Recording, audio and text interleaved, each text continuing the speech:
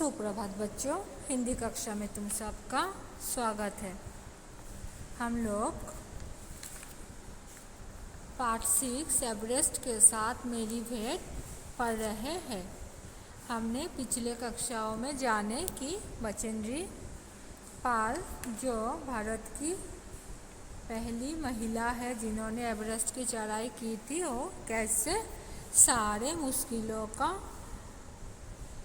सामना करती हुई आगे बढ़ रही थी।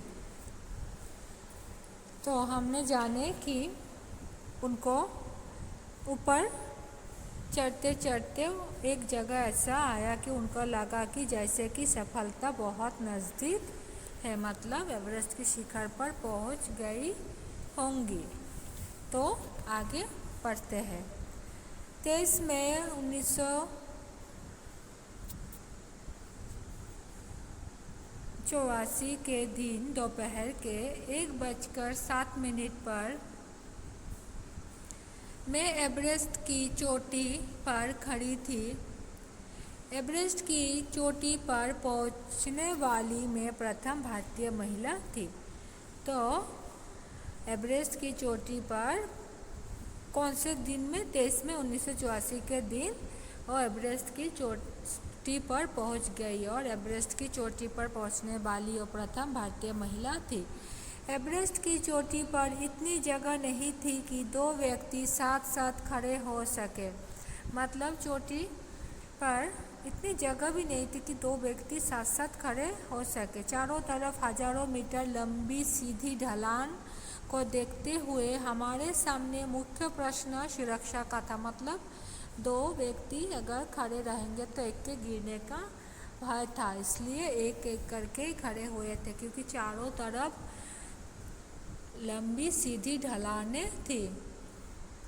हमने फावड़े से पहले बर्फ की खुदाई कर अपने आप को सुरक्षित रूप से स्थिर किया। फावड़े से बर्फ की खुदाई किए, मतलब जैसे कि थोड़ी देर तक उधर खड़े हो सके, ऐसे करके अपने आप को उधर स्थिर किया। इसके बाद उन्होंने क्या किया? इसके बाद मैं अपने घुटनों के बल बैठी।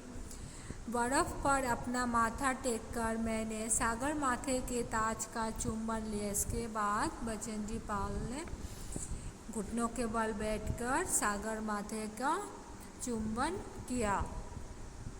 बिना उठे ही मैंने अपने थैले से हनुमान चालीसा और दुर्गा माँ का चित्र निकाला, इन्हें अपने साथ लाए, लाल कपड़े में लपेटा और छोटी सी पूजा करके इनको बर्फ में दबा दिया। उन्होंने अपने साथ हनुमान चालीसा, दुर्गा माँ की फोटो और एक लाल कपड़ा लेकर गई थी। तो ऊपर जाकर उन्होंने पूजा करके उन चीज़ों को बर्फ के अंदर रख दिया। उठकर मैं अपने दल नेता अंगदौजी के प्रति आदर भाव से झुकी। उन्होंने मुझे गले से लगाया। कुछ देर बाद सोनम पुलजर पहुंचे और उन्होंने हमारे फोटो लिए। फिर बचेंद्री पाल ने अपने दल की नेता अंगदौजी जी का शुक्रिया किया। उसके बाद सोनम पुलजर ने आकर उनका फोटो लिया। इस समय तक लहाटू ने हमारे नेता को एवरेस्ट पर हमारे पहुंचने की सूचना दे दी थी। तब मेरे हाथ में वॉकी टॉकी दिया गया। वॉकी टॉकी मतलब जिससे बात करते हैं। कर्नल खुल्लर ने मुझे बधाई दी और बोले, देश को तुम पर गर्व है। इतने में ही क्या हुआ? लहाटू ने उनके पहुंचने की सूचना किसको दी थी? उनके नेता को दे दिए थे, जो थे कौन थे? कर्नल खुल्लर। फिर कर्नल खुल्लर ने वॉकी टॉकी में बचेंद्री पाल को बधाई दी और कहा, देश को तुम पर गर्व है। हमने शिखर पर कुछ समय व्यतीत किया और अपनी वापसी यात्रा 1:55 पर आरंभ की। अंगदौजी और मैं साउथ कोल पर 5:30 बजे तक पहुंच गए। साउथ कोल से शिखर तक और वापस साउथ कोल तक की यात्रा चोटी पर रुकने सहित, मतलब चोटी पर जितने देर तक रहे उस समय को लेकर 10 घंटे 40 मिनट में पूरी करने पर सबने हमें बधाई दी। मतलब उन्होंने उस चढ़ाई को कितने समय में ख़त्म किया? 10 घंटे 40 मिनट में।